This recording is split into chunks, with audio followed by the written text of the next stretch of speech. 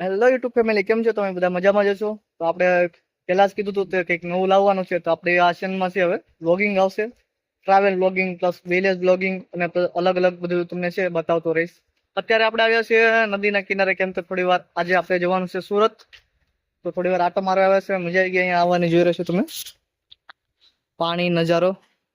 ને અહીંયા માછલા છે, છોટા છોટા નાના નાના માછલા નદીમાં આવ્યા છે. તમને બતાવું જો હોય તો નાના નાના માછલા આવ્યા છે અત્યારે. આજ તો એટલા બધા નથી.